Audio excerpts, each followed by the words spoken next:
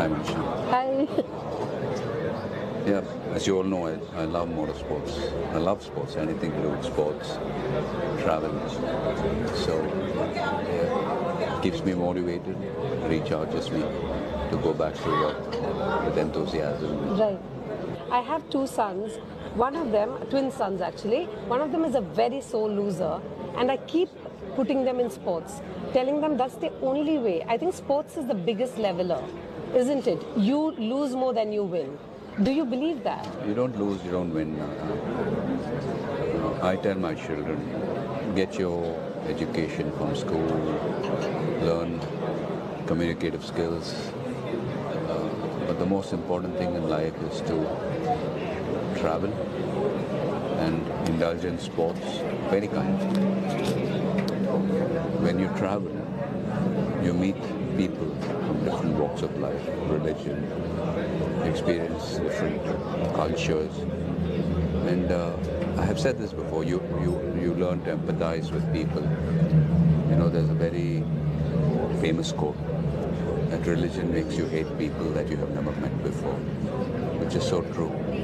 You know, we tend to form opinion about people, countries, different race, even before we have met them. It's like being a frog inside a well.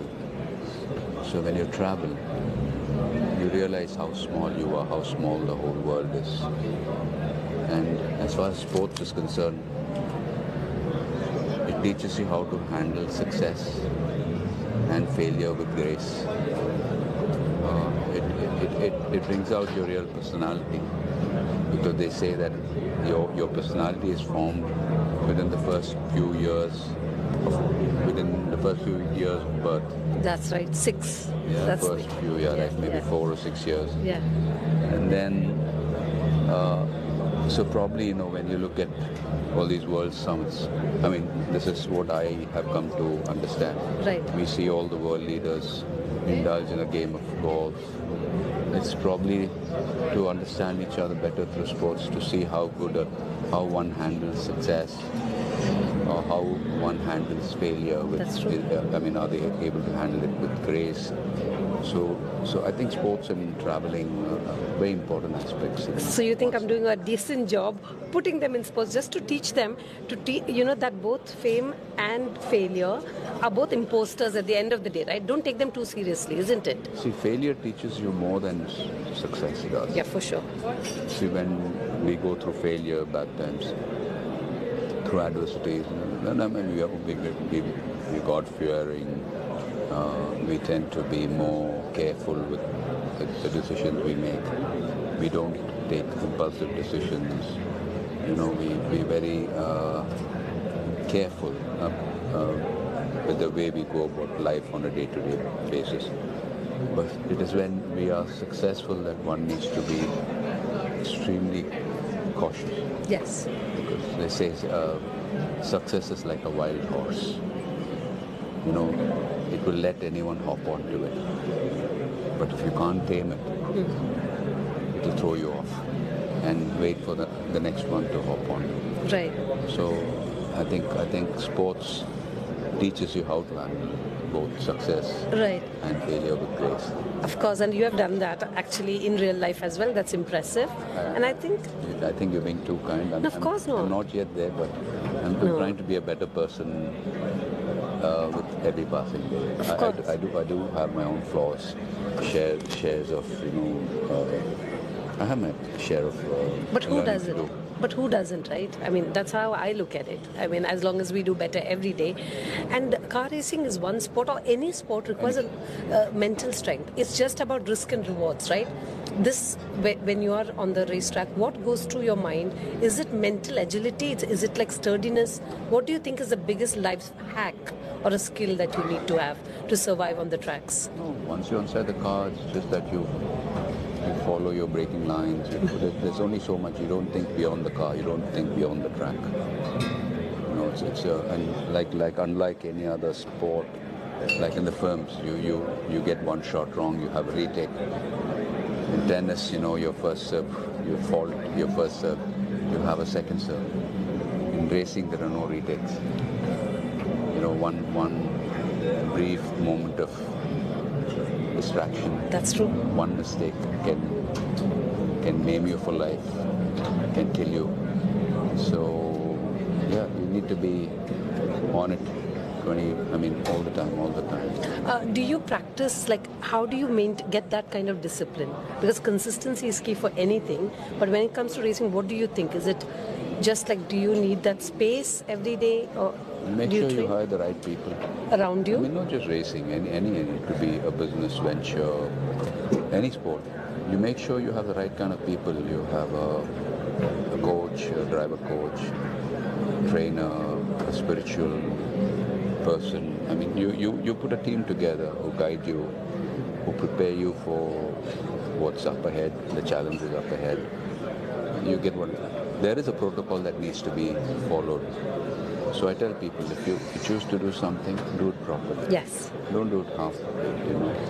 You follow a protocol, follow a strategy. Winning, you can win. You constantly need to keep your game up. For that, you need a lot of support from people, from family. Now, I can't be doing all this if I didn't have the support, love and support of Shalini and my children and my siblings, my parents. You understand? Of course. So it's very important that you let them know, let your loved ones know as to how badly you wish to pursue something, and seek their help as well. Right. It's when you are on the racing tracks, your adrenaline is pumped up. But the people who are watching you, your loved ones, I'm sure their heart is in their mouth as well. How do you tell them, like, I've got this under control? Like, do you need to you have a conversation with them? Let me be specific, like racing. Everything is, be it your cars, everything. You have two kinds of risks, right? Like you have calculated risks and you have risks that you take. As far as racing is concerned, it is a lot more safer to be doing this on a racing circuit than being stupid on the road. For sure. I see a lot of youngsters getting killed on the road. Not just getting killed, hurting others. Because of their irresponsible behavior, they put other people's life at risk as well. But when it comes to racing, we have a medical center here. It's a controlled environment. The cars and the vehicles are built in a way that on impact, it kind of protects the driver. Then the marshals are there to ensure that the car is cordoned off or the vehicle is cordoned off so that the other vehicles don't come on to it. And then you have the medics, and only they are allowed to come in. Right. Get the drivers out of the car. Yes. They kind of stabilize them. Right. Unlike in a road accident, somebody has an accident. Trying to be good Samaritans, 10 people come and pick you up. Here it's not allowed to do that. I know. See, Yeah. that's a whole problem. There's a rule like not in to India, touch them. In India, Yeah. that's not the case. Yeah. On most parts of the world, Yes. people think they're being good Samaritans. No, when no, they don't see an touch them. accident victim on the road, No. they just go pick them up, put them in an auto, and if that person unfortunately has a spinal injury, Yes. by doing so, You've you maim debilitated him for them. life. And Yeah, it happened exactly. to a very close friend of mine Okay. who met with a car accident in Right. Pune, Yeah. and the locals around thought they were being very kind and being good Samaritans, picked him up, and he had broken his vertebra. Oh no. And when they did that, broken Yeah. vertebra severed his spinal cord, and the poor thing he's now confined to a wheelchair for the Yeah. rest of his life. So these are things that we need to. I'm not trying to say we need to educate the people, but it needs to be told that you just don't run up to an accident victim on the road and just pick him up like a rag doll and Yes. shove him into an auto or a cab. Yeah. Wait for the medics to arrive. Get the And professionals. then they tend to give them water.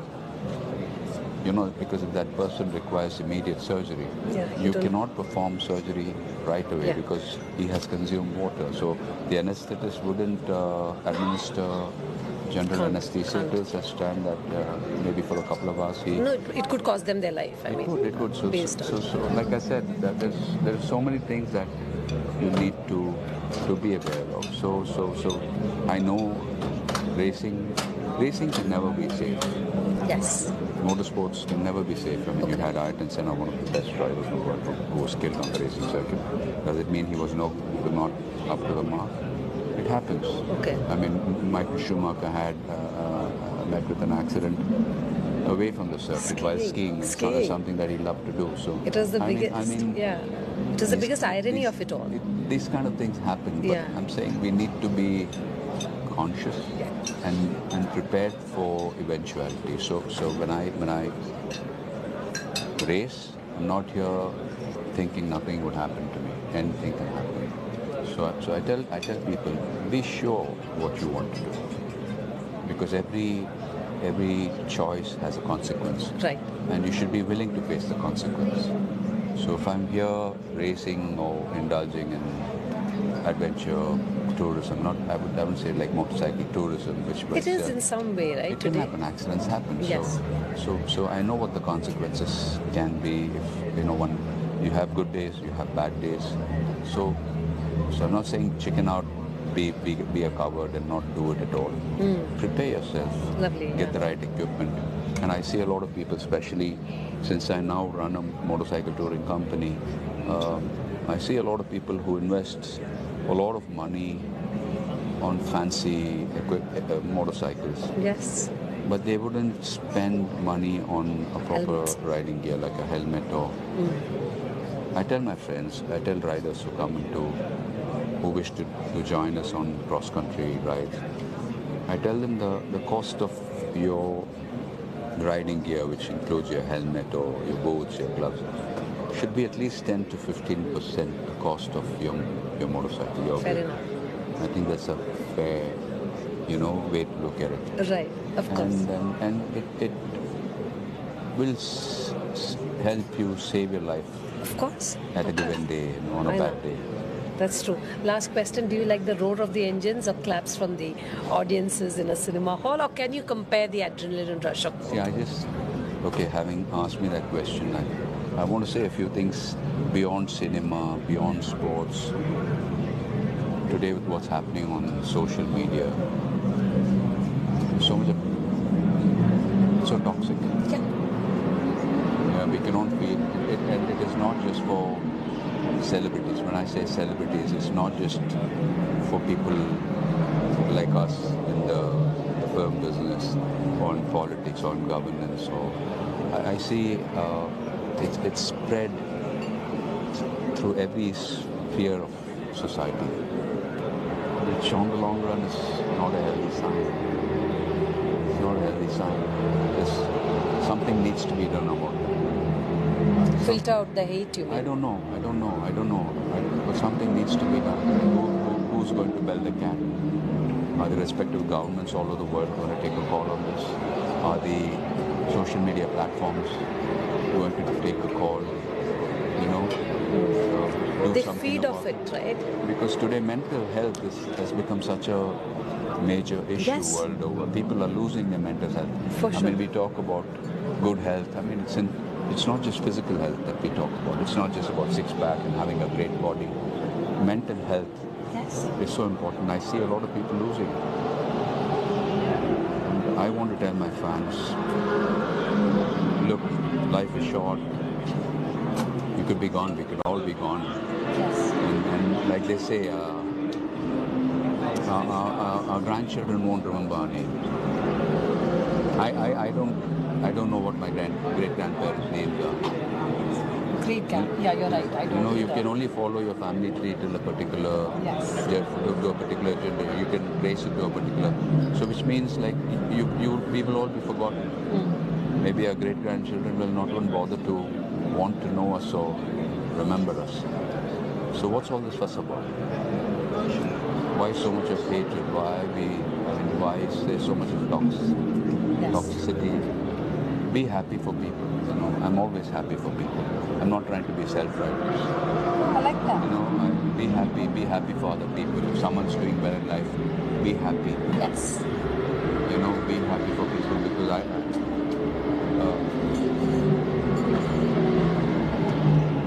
I see people, extremely talented people, who don't get very well educated people.